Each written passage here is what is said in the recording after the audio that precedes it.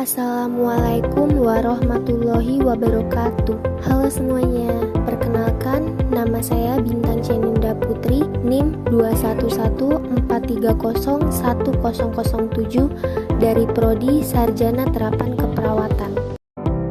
Di sini kita akan membahas tentang sel jaringan dan pembelahan sel. Apa sih sel jaringan dan pembelahan sel itu? Sel merupakan unit terkecil makhluk hidup yang dapat melaksanakan kehidupan. Sel disebut sebagai unit terkecil karena sudah tidak bisa dibagi lagi menjadi bagian yang lebih kecil yang berdiri sendiri. Struktur sel dibagi menjadi dua, yaitu struktur sel prokariotik dan eukariotik. Struktur sel prokariotik merupakan tipe sel yang tidak memiliki sistem endomembran, sehingga sel tipe ini memiliki materi inti yang tidak dibatasi oleh sistem membran, tidak memiliki organel yang dibatasi oleh sistem membran. Sel prokariotik meliputi sebagai berikut. 1. Dinding sel. Dinding sel berfungsi sebagai pelindung dan pemberi bentuk yang tetap. Pada dinding sel, terdapat pori-pori sebagai jalan keluar masuknya molekul-molekul. Kedua, membran plasma. Membran sel atau membran plasma tersusun atas molekul lemak dan protein. Fungsinya sebagai pelindung molekuler sel terhadap lingkungan di sekitarnya. Ketiga, sitoplasma. Sitoplasma tersusun atas air, protein, lemak, mineral, dan enzim-enzim dipergunakan untuk mencerna makanan secara ekstraseluler dan untuk melakukan proses metabolisme sel. Keempat, mesosom. Mesosom berfungsi sebagai penghasil energi. Biasanya mesosom terletak di dekat dinding sel yang baru terbentuk pada saat pembelahan biner sel bakteri. Kelima, ribosom. Ribosom merupakan organel tempat berlangsungnya sintetis protein. 6. DNA, asam deoksiribonukleat, merupakan persenyawaan yang tersusun atas gula deoksiribosa, fosfat, dan basa-basa nitrogen. DNA berfungsi sebagai pembawa informasi genetik, yakni sifat-sifat yang harus diwariskan kepada keturunannya. 7. RNA, asam ribonukleat, merupakan persenyawaan hasil transkripsi DNA. Kemudian, struktur sel eukariotik. Perbedaan sel prokariotik dan eukariotik adalah sel eukariotik memiliki membran inti, sedangkan sel prokariotik tidak. Selain itu, sel eukariotik memiliki endomembran, yakni memiliki organel-organel bermembran seperti retikulum endoplasma, kompleks Golgi, mitokondria, dan lisosom. Sel eukariotik juga memiliki sentriol, sedangkan sel prokariotik tidak. Sel eukariotik meliputi sebagai berikut. 1. Membran plasma. Membran plasma membatasi sel dengan lingkungan luar, bersifat semi atau selektif permeabel, berfungsi mengatur pemasukan dan pengeluaran zat ke dalam dan keluar sel secara difusi, osmosis, dan transport aktif. Membran plasma disusun oleh fosfolipid, protein, dan kolesterol. 2. Sitoplasma. Sitoplasma merupakan cairan sel yang berada di luar inti, terdiri atas air dan zat-zat yang terlarut serta berbagai macam organel hidup. 3. Nukleus. Nukleus merupakan organel terbesar yang berada di dalam sel. Nukleus berdiameter 10 mikrometer. Nukleus biasanya terletak di tengah sel dan berbentuk bulat dan oval. 4. Sentriol. Sentriol merupakan organel yang dapat dilihat ketika sel mengadakan pembelahan. 5. Retikulum endoplasma. Retikulum berasal dari kata retikuler yang berarti anyaman benang atau jala karena letaknya memusat pada bagian dalam sitoplasma, maka disebut sebagai retikulum endoplasma. 6. Ribosom. Ribosom tersusun atas RNA ribosom dan protein. Ribosom tidak memiliki membran. 7. Kompleks Golgi. Pada sel tumbuhan kompleks Golgi disebut diktiosom. Organel ini terletak di antara retikulum endoplasma dan membran plasma. 8. Lisosom. Lisosom merupakan membran berbentuk kantong kecil yang berisi enzim hidrolitik yang disebut lisozim. 9. Badan mikro. Badan mikro disebut karena ukurannya yang kecil, hanya bergaris tengah 0,3 hingga 1,5 mikrometer. Badan mikro terdiri atas peroksisom dan glioksisom. 10. Mitokondria. Mitokondria merupakan penghasil energi karena berfungsi untuk respirasi. Mitokondria berbentuk butiran atau benang. Mitokondria mempunyai sifat plastis, artinya bentuknya mudah berubah. Ukurannya seperti bakteri dengan berdiameter 0,5 hingga 1 mikrometer dan panjang 3-10 mikrometer. 11. Mikrotubulus dan mikrofilamen. Mikrotubulus merupakan organel berbentuk tabung atau pipa yang panjangnya 2,5 mikrometer dengan berdiameter 25 nm.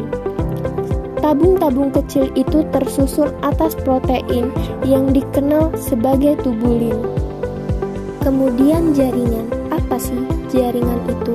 Jaringan adalah gabungan dari beberapa atau banyak sel yang memiliki fungsi yang sama dalam suatu ikatan.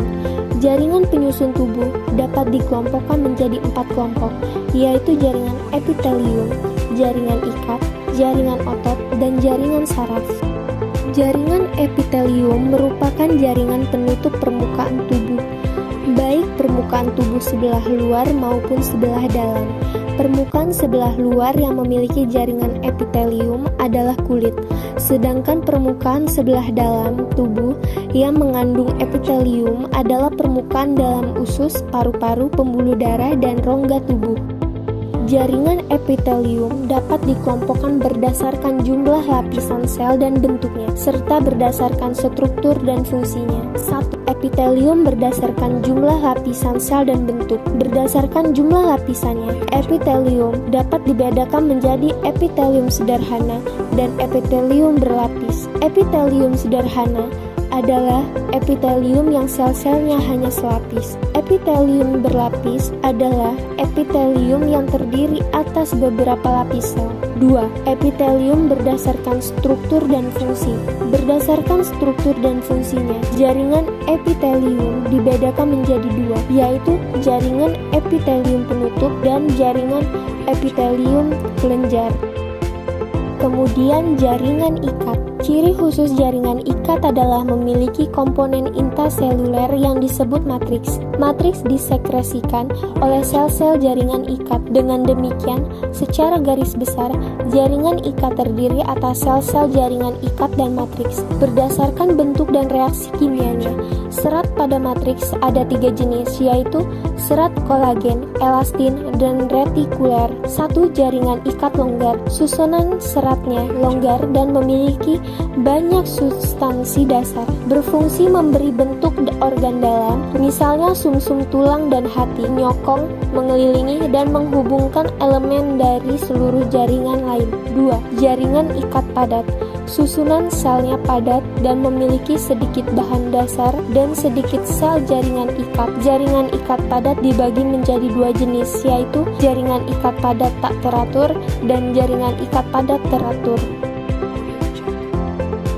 Lalu, yang selanjutnya jaringan tulang. 1. Tulang rawan. Ada 3 jenis tulang rawan, yaitu tulang rawan hialin, tulang rawan elastin, dan tulang rawan fibrosa. 2. Tulang sejati. Sel tulang disebut osteosit. Osteosit terletak di dalam lakuna. Osteosit dibentuk oleh osteoblas. Antara osteosit yang satu dengan yang lain dihubungkan oleh kanalikuli. Matriks penyusun tulang adalah kolagen dan kalsium fosfat yang memperkeras matriks sehingga tulang lebih keras. Tulang tersusun atas unit-unit yang dinamakan sistem Haffers. Sistem Haffers mengandung pembuluh darah. Tulang dibungkus oleh selaput yang disebut periosteum.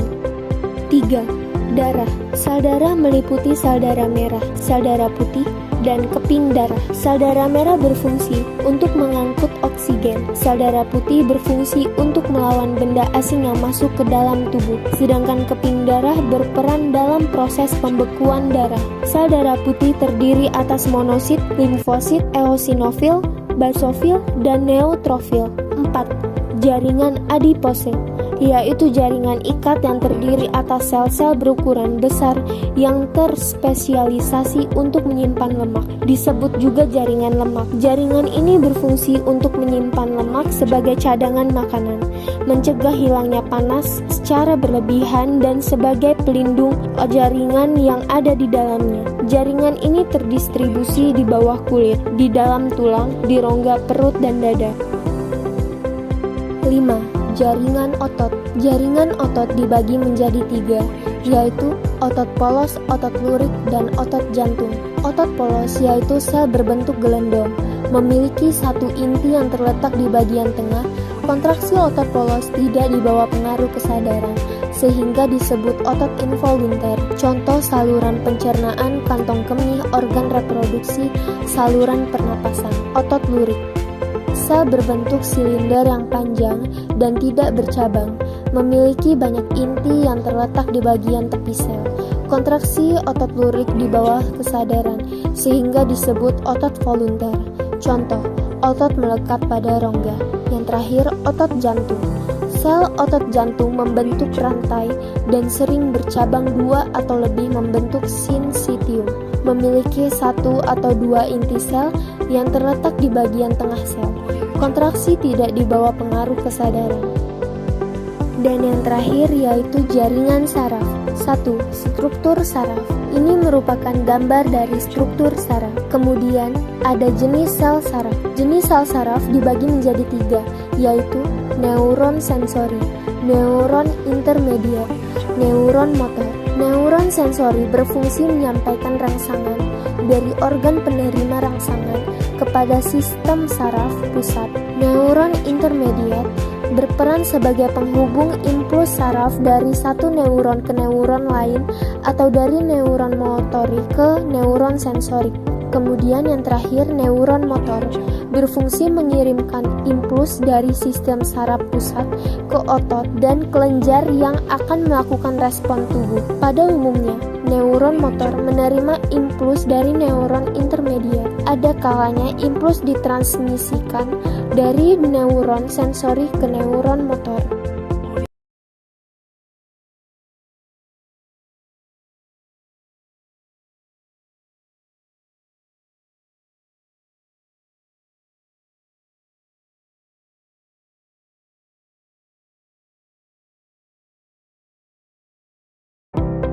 Pembelahan sel adalah suatu proses yang membagi satu sel induk menjadi 2 atau lebih sel anak. Tujuan pembelahan sel adalah untuk menambah jumlah dan jenis sel, atau membentuk sel-sel lain dengan tujuan tertentu. Pembelahan sel dibagi menjadi 3 jenis, yaitu amitosis, mitosis, dan meiosis.